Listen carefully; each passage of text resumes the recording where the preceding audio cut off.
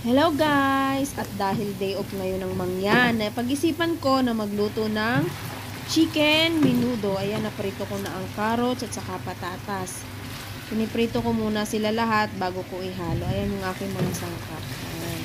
Unti-unti ko na siyang piniprito. Tapos ito naman ang hotdog. Prituhin ko din siya para mas masarap at yummy. Ayan, tingnan nyo guys.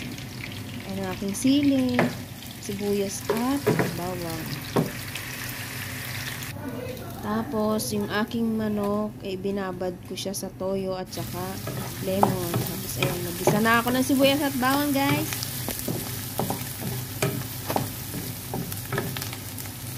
Mga pang-paaroma.